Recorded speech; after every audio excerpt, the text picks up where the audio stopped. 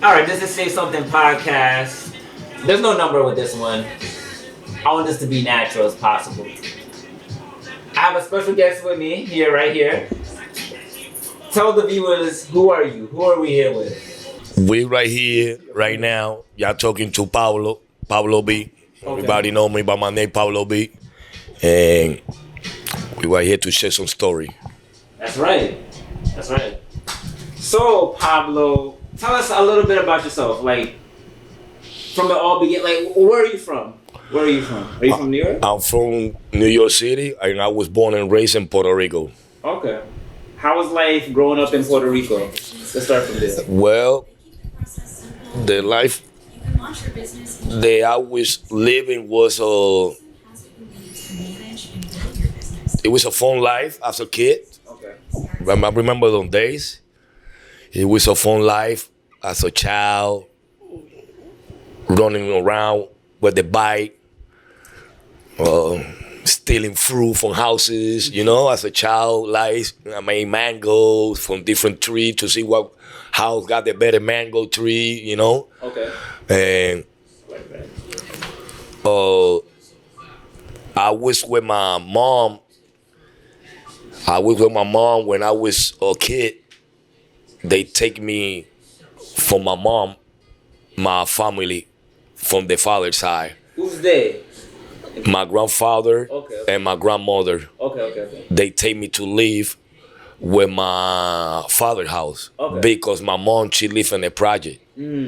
Gotcha. So I don't know why they doing this, but they moving me out of the project to live in a house with my father, whatever it was, or I will be the favorite kid for the family in that moment. I don't know. But I'm so proud that my grandfather and my grandmother raised me. Right. Because that made me who I am now in this new model era. I work. I learned that from my grandfather. I learned respect from my grandmother, my grandfather, my aunt, my cousins. And we're right here doing life changing, transformation. As you got older, did you ever go back to see your mom? My mom passed away when I was around 11, 12, or 13, or 14. I wasn't 15 yet because I went to jail when I was 14 already. In Puerto Rico? In Puerto Rico, in adolescent. I went to adolescent. I did 5 years. Like juvenile, basically? Juvenile, yeah. I came home and I was like 18 when I came home, probably, or 19. But my mom, she left early. Okay. She left her 39 years old or 40, probably. Gotcha. So from living in Puerto Rico and coming to the United States, how old were you when you moved here?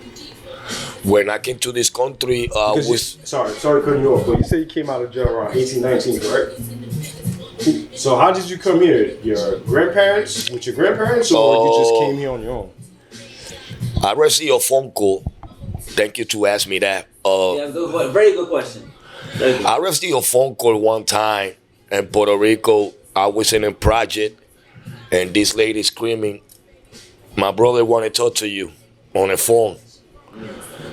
So come up." So when I went up, he said, "Yo, Pablito, I heard about you over there." And I said, "What happened?" "You're doing a lot of stuff. You're doing a lot of killing people, slicing them up with knife. I have a heart for that." And he said, "Yo, come with me to New York. I got a block on the headlock." And I was like, "A block? What you mean a block? I mean a block or a piece of concrete? Nah, that's what they call in the project or building or block. I got a corner. Come over here." Okay, so I came. I came over here. I was 21 years old. What year was this? 2000. Okay. So what year was it when you got locked up in Puerto Rico? 94. 95, around 94, 95. So, and how long did you do in jail? 5. 5 years? Yes. Can I ask you why you went to jail? Yeah. Why? In adolescent? Yeah. When I went to jail in adolescent we was coming back from the club. And I'm in the project chilling. They screaming, agua, agua. That means police, water. So the guy who was doing the selling, I told him, yo, they saw you. He left. And he put a crack. He hid a crack in some place. So when the cop came, they take me. When don't find nothing, they say, oh, check over here. When they check that, so he say, oh, that was thing. I say, nah, you see me, I listen music over here. Right. You was over there. You never saw me doing nothing. I was listening music. I'm watching you. Man, they don't want to hear that. They just locked me up. I came home like 2 weeks later and got arrested again selling weed in another project. In Puerto Rico, they call it Puerta de Tierra. Yeah. So when the cop came, That's like a rough area? in San Juan. Okay. He's in the San Juan area. Okay. So when they screaming agua, agua in that project, Yeah. I don't live there. I got friends in there, but I don't want to go to my friend's house because she got kids in the house. You know what I'm saying? So I say, fuck it. I put the weed inside of my body and went outside. I see this car and automatically I was like, damn, los guardia, the police coming. I went back inside to the project. Like, then I said, nah, fuck it. I just went back outside again, fuck it. And they got me. I say, no, wait. I got 25, 24 back a week. And I got cash over here. And I got $500 on cash in my little pocket. And that's my money. So when they put me in jail, I never came home because I already had another case. Damn. It's crazy. Nah, that's crazy as fuck. What story? So when you got that call from your brother, and he said he owned the block or whatnot, how did you get to New York? What part of New York he was living at? We was in the Bronx. He was living in the Bronx. Like South Bronx, I'm assuming. Yes. Okay. We was in the Bronx living, and they picked me up in the airport when I came right here in 2000. I was only 28 days in this country. And if 2 weeks that I was here, I kidnapping somebody. So what happened was that guy who picked me up in the airport, Yeah. I told my friend a few days later, who's that guy? He said, oh, that's my man. That's the connect. I say, okay. So I told him, I'm going to kill your connect. Nah, this and that. Whatever he say, I told him, who we grew up together or you grew up with him? Oh, no, I grew up with you, this and that. Okay, so he say, okay, let's go, let's do this. So I said, give me a couple of days so I can prepare the setup. And I did. We called the guy. I tell him that I want 6 kilos.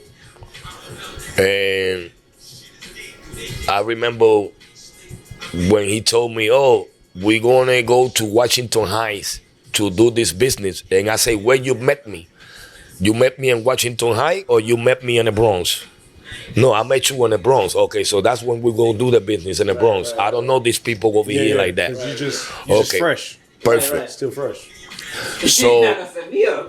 So soon he came to the building. He said, yo, what's the money? And I said, oh, no worry about it. Just turn around. I put some handcuffs on him. I grabbed I have cargo pants with pocket on the side. So I opened my pocket and got the duct tape. I had duct tape. I put duct tape for him to his neck all the way to his forehead. And so now he's mumbling. So I cut it. I cut him up in the lip area with the knife to see what he's saying. So he's telling me that he got $10,000 on cash in his house. So I was like, who's in your house? He say, my son. And I say, yo, to be honest with you, you don't have to worry about it. You're not going to make it home with me. I'm going to kill you automatic. Sure. But if I go to your house to pick that money too, I got to kill your son. Your son don't have to do nothing with this business, street business. So forget about the money in your house. You know what I'm saying? And it was like that. So what I did was I told the driver that I'm going to count to 1 to 50. So I'm counting from the building that we live.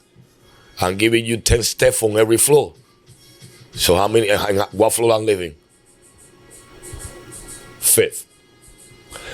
So what I did was he opened the trunk. When I went over there, I bring the guy with me, hit him up with the leg, bam, and put it on the trunk, and take care of him, you know, like a champion, and blow his head up. That was your first 2 weeks in New York? Nah? That happened your first couple weeks in New York? Yeah, in 2 weeks. 2 weeks in New York? Yeah, thirsty to kill people. Like, I see there's 3 people out on the street, and I was so, oh shit, I'm gonna kill my people right here. Everybody, this is like, it's not like Puerto Rico. But so that's why I want to ask you, what was the transition? Like, when you moved from Puerto Rico to New York, did you feel like you needed to change your lifestyle, or you just felt like I came over here to basically start a new life? I came to this country because I want to be a musical producer since I was young. I make a lot of reggaeton artists from the beginning when the music started. I know how to do beatbox. I do beat, so automatic with the underground era. Yeah. Nobody writing music, but if you go to the lobby or to my apartment, I do the beat to you. Oh, say you can sing, right? That was nice. And then we take you to the studio. And then next thing that you know, you turn to be an artist. And so the reason I came here was to make some money and go back to Puerto Rico like 3 months later. That was my plan. Like, go back to Puerto Rico like 3 months later and turn to be a musical producer, sign some artists or whatever it was. I know the artist, so it would be easy for me to have money to buy the CDs and the plastic stuff with the CD coming and everything. But because I'm pretty sure I can have artists singing and my production for free, because by that time it was free. Yeah. Now they talking about bread for real. And so everything went wrong. I mean, I don't know why I got arrested, because if I would be arrested by this murder, I was supposed to be arrested the same day. Right. Okay. Yeah, I see what you're saying. So now I learning the word co-defendants.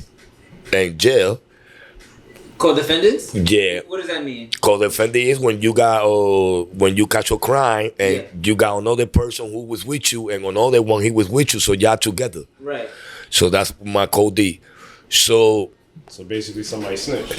Well, I don't use that word because I respect people. Right. Character. I don't really bring it like that to the table, because I'm breaking it down and you will figure out what word to use. Gotcha. Because that's the reason I learned English for. And the black people, every time they hit me in jail talking English and also talking about my case, they were telling me that your best friend set you up. Yeah. So I was like, no, I grew up with him. We don't play that. Well, your best friend telling you, I don't have my paper. Yeah, I have my paper, but I don't care about the papers. You can see my paperwork. I don't give a fuck about that shit. Yeah. You know what I'm saying? Why? I'm the one who killed. What I'm doing in jail. I'm the one who killed. What I'm doing in jail. We don't play that in Puerto Rico. Yeah. So I learning who got arrested first. The driver or the other person or my best friend, they got him. How far along from, sorry for cutting you off, but how far along from the murder they picked you up?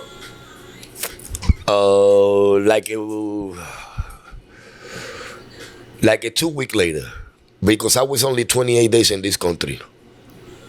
So the other guys already had got arrested prior? The other guy, they had arrested first. Uh-huh. My best friend got arrested.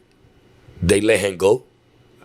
And he told me, yo, they're going to come and pick you up tomorrow morning at 7 o'clock. They told me they don't tell you nothing. So I told him, yo, let me go to your father's house because this is not okay. But 4 back of weed. This is murder. Yeah, I'm the one who did it. They don't know me, so let me go to your father's house. Yeah, facts. Oh, no worry about it. Oh, everything is gonna be all right. Matter of fact, don't leave the house because they might be watching downstairs. But they don't know me anyway. Yeah. And he continued. So you know what? You're my best friend. We grew up together. I'm believing everything that you say and go with the flow. I got arrested in the morning. They came. It's a couple of people living on a building, in an apartment. I'm in a room, and they go straight to the room. If you open the door, they got somebody on a couch sleeping. Yeah. Right? Why you gotta go to that room all the way over there? You don't know me. Yeah. You told me wake up. You're gonna get arrested, right? So somebody inside the apartment say, not him, that one over there it is. Yeah. You know what I mean? Like, Yeah. now I'm putting everything together in like my a puzzle. brain and everything. That's why people in jail, they was jacking me all the time. Like, well, that's the story that he's saying. That's the way it is. So they told me Did you go on trial? no, I got power because I was guilty. I'm the one who killed. I understand. Yeah. I wasn't mind do my time as a champion because I'm not scared. You know what I mean? I love being in jail. That was a place who raised me when I was in Puerto Rico in jail. So you got basically got accustomed to it. Yeah, and I love it. I miss those days. It's not the same way it used to be jail. So I decided now to come home after my third board. I never went. But when I went to my fourth board, I decided to come home because I turned 40 years old now. Right. Now I know how to think. Now I'm thinking better, making better decisions inside of my brain. So I decide, you know what, let me go to the board. That was my next question, because did you ever think that you would ever change your ways? Like no more violence, no more of this. No, when you turn 40, Yeah. automatic, your brain change. Yeah. If you want to stay violent, you want to do criminal stuff, it is on you. Because if you already know consequence like I did, Right. look at me now. I'm not the same guy that I used to be. Right. I don't want to be the same guy that I used to be. I'm helping the community. Right. I'm getting love from the community. I love the city. I live here in New York City. Now, after my freedom, I stay in this country. And they got some beautiful people all around me. They are keep to maintain my brain the way and the reason I want to come home, just to help the community and things like that, and don't commit the same crime that I committed the first time. Right. Or my past, forget about my past. We're living now, this is new me, so I'm working with that, learning. Okay. So when you got locked up, how was it? Because I know Puerto Rico and New York is two different things. How was it in jail? What's the difference? What was the difference in jail from Puerto Rico and jail in New York? Wow. Was there a difference? He said, "Wow." Ain't no unity in New York jail. Because it's different races. It's a melting pot. Yes, ain't no unity no more. If it was unity before, Right. it's not the way it used to be. Okay. So in Puerto Rico, it's unity inside and outside. Over here, when you get locked up and you go off north, you let your baby mom with 4 kids, 3 kids, or 2 or 1, but she don't got the heart to come and see you and take your kids over there. But I grew up with you on school. Right. I don't got the verbo to talk to your baby mom. Yo, go take your kids, or let take this money, go see, make loving. You know what I'm saying? Yeah.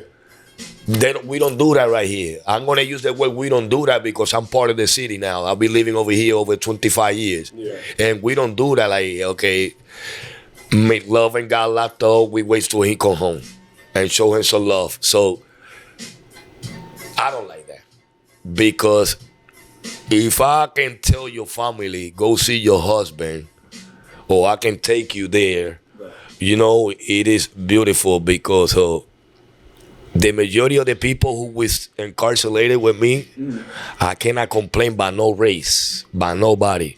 But goddamn, black people take care of me. My whole sentence, they made me feel that Pablo, stay with us, don't go home. That type of way. Do you have any kids? I don't got kids. Do you? You have any family members in New York? I got friends. I got my cousin in New York. Okay. Well, he don't live in New York, but he's in this country. Okay. Do you? Do you regret the life you lived and not raising, like having your own family, like having your own kids, taking kids to the park, taking kids to school, like the whole family orientation type. So like having kids and the married life. Do you wish you had that? The way it is right now, my life, I'm prepared to be a father now because it is beautiful to have a family. I want to take care of my son. I want to have a kid because I like to dress. So when I see them clothes on the street and them store for kids, I'll be like, wow, if I had a son, I would have put that suit on him. Right. And you know what I mean? Making a dress store like me. And that's a thing they think about? Yes. But I cannot really, what can I say? The ladies. I don't like to play game with the ladies. I don't like to play game with females, so it would be hard for me, kind of hard to believe on her. Do you love me? Do you really like me? Or you just like my swag? Or you just like me because I know people who know people, and you know what I mean? I don't know. That would be me thinking. Okay. Or you want to be with me, or you just because I know who, or I know. Like hidden agendas. Yeah. You know what I mean? And I'm ready to find out the proper woman in my life, and I started doing a new chapter of my life. That will be dope. All right. So after you got out of jail, how did you, after spending 20-something years in jail and finally coming out and being free, how did you transition? Like, how did you start? What was your first thing you did? Like, how did you find a job? Who helped you? Like, who helped you navigate? Because technology was different from back then till now. Till when That's you got out. Question. Yeah. Well, Great question. When I came home, my first thing, it was my goal. It was to find a job, right, and maintain the job. When I find the job, I started get connected with more people, with the community on Harlem, and learning more. And people started trust me, and people started love me right away, and they don't even know me. A lot of older people, they saw me to this day in Harlem, Bronx, or whatever, Borough, Brooklyn, Bushwick. You got that energy. But yeah, so I appreciate the community of New York City. When they see me pull up, they know a Class A is in a spot. And I appreciate that because the way I behave myself, the way I conduct myself, I respect everybody. I don't go against, I don't debate with people because I know who I am. I know my level can go 0 to 1 million. Right. So I'm not gonna say nobody impressed me in the country or crying or something. Or you gonna come or crying or kill. Nobody impressed me. But I'm not the same guy no more. Like I'm not the same guy no more. I don't want no problem. I don't want to go back to jail neither. And I wish if I had my mother and my father too. They both passed away, and it'd be hard for me right now still. If you could relive your life all over again from day one, would you do the same thing or would it be different? Oh, I will be on TV. Okay, I like that. Yeah, I will be on TV. I figured out my life when I started getting older. All those skills that God give you. Yeah. My name is on the Bible, Pablo. So I'm putting that two together. It's a lot of good things they say about Pablo on the Bible. And I just moved the way them words sound. And that is crazy. So that made me feel like, oh, whoa, no. Don't look back. Move like Pablo. But Pablo, he was a killer. And then Pablo changed. And he was idea creator. Guess what? I like to create ideas. So don't think like that. It make you think, like, hold on, the Bible talking about the way they are move. So let me move out those words. Or let me at least try, just or step by step, and to do a transformation of life. When I say transformation of life, I'm talking about being involved in religion. I believe religion. I believe in God. I got fear. But, you know, I need more. I need more. I need more. I want to put more in me to see what can I bring to the table to my family in Puerto Rico. Right. Also, that they take care of me when I was incarcerated. My cousin, my aunt, her mother, they take care of me my whole life. Do you think about ever going back to Puerto Rico or no? You're just going to stay here? Well, I'm going back to Puerto Rico when I figured out my life. Right. Right now, I'm working on my life on a positive way because I want to help the community of New York City. I feel like I owe the city of favor. And that favor will be a safety plan. They are working on it for the MTA. And I owe a city a favor. And I would say thank God to give me the idea for the MTA that I'm about to do with them. And we're going to see after that. Okay. I have one special case. Let me call like a special guest. Hold on. All right. What was your question? Your previous interview that you did on a podcast. Okay. To know how was life in Puerto Rico and what was like your major decision that made you come to to New York City. Okay. And when you got to New York City, what is it that keeps you at peace? Like your mental Yeah. at peace? What keeps you sane? That's a very good question. Well, my life in Puerto Rico, you want to know? Yes. I'm a Puerto Rican too. My family is from Chicago. Okay, I'm from Carolina. Oh, I know my grandfather's out there. Okay. Well, when I was in Puerto Rico, I lived there for 21 years. And when I was younger, basically, you got your friends from the neighborhood that we run and bike and having fun on the street, going to swimming pool, things like that. That was my, we used to wash cars, cleaning people's cars for we can make money. I remember the day that was a beautiful era in the 80s. That was nice. I decided to come to New York City because I had a phone call by a friend of mine that we grew up together. So when I came here around, I was 21 years old.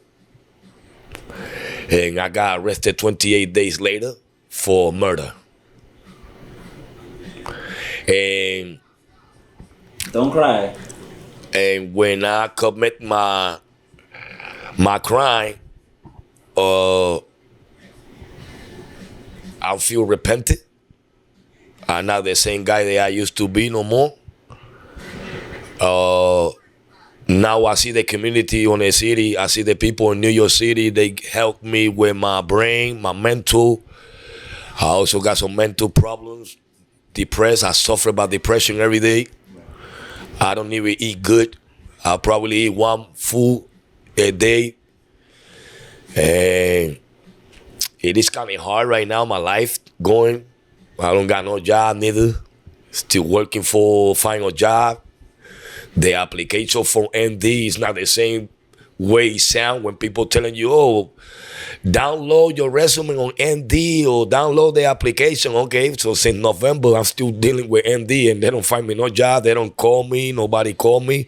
And it be kind of hard so far for me, but I really think I really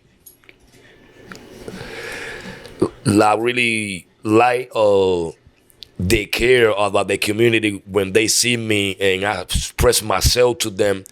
I see the care, the love that they show me, and I feel like, you know what? I don't got no family in this country, but I got people and family who love me, and that's what made me maintain. And so far, I want to continue stay in this country.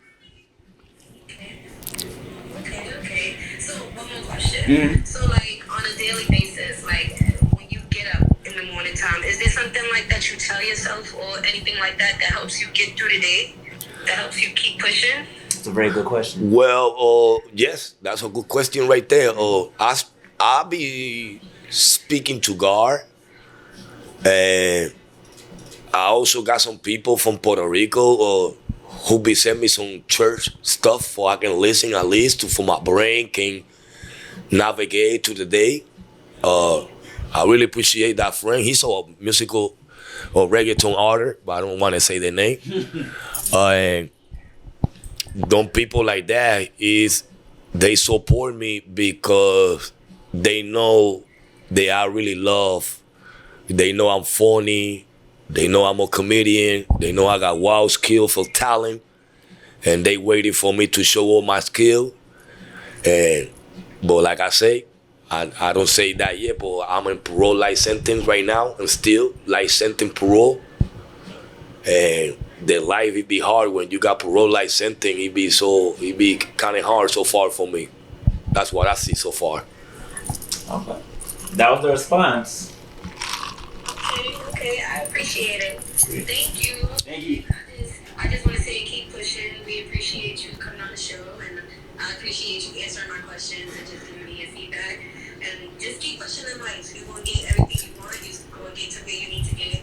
And who you was yesterday is not who you are today. So just remember that. Amen. Thank you. Thank you so much, No problem, guys. Enjoy your interview. Thank you. Bye. It's a great question. Ooh. You have any more questions? She explained a lot. Yeah. But, as far as I don't want to piggyback off the question, but like, what's your daily routine every day now? Besides just I understand the job situation, but what keeps you motivated during the day? Like, Well, that's a great question because I was talking about that early before with y'all, and y'all gonna know more.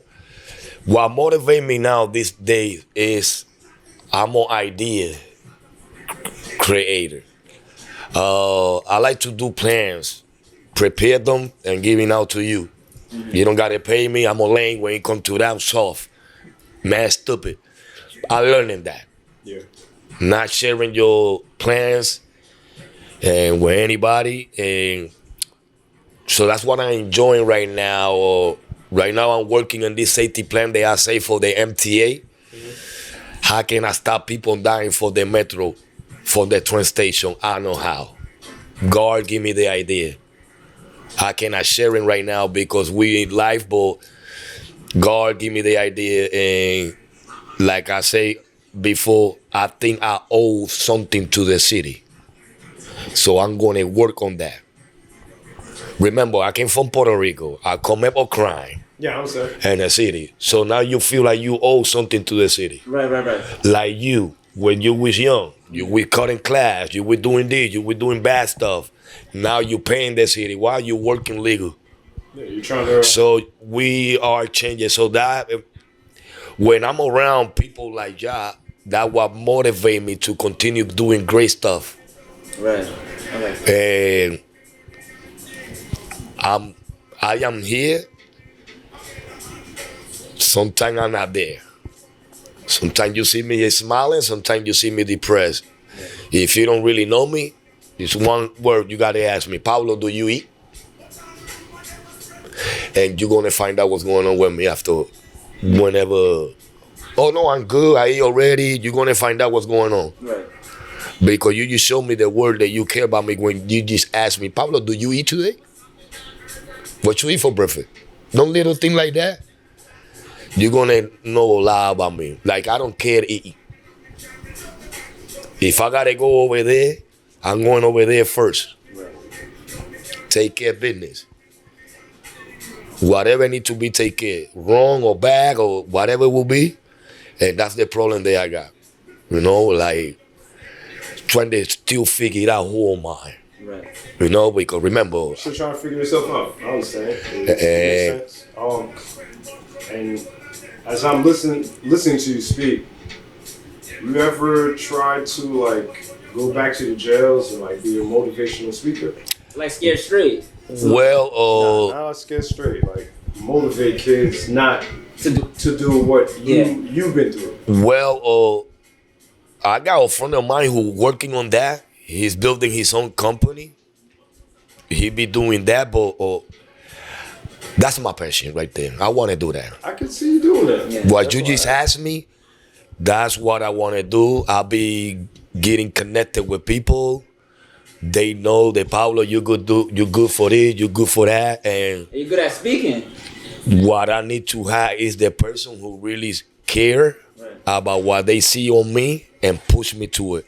Because you let me push by myself, sometimes I just fumble. I don't fumble. It's just like a. It's Remember, frustrating after a while. I grew up with my grandfather, my grandmother, my aunt, and my cousin. And my house, they give you anything to me. They do anything to me. You know, my family was take care of me well. And oh, it's kind of hard for me. That's how you thinking about it. Yeah, it's like It's kind of hard because I'm still working to meet the right person. And see what God bring me to this world. Yeah, so that's understandable. What I can say is that I'm glad I met you. You've been always a cool person to me. You know, your past doesn't reflect your future. I would have never thought me neither. Yeah. about anything you did in your past because I met Pablo. I met who you are at first, and you're a genuine person to me. So you know, I commend you for that. So Likewise. Thank you. I appreciate the word that came out of your mouth because don't word they are facts.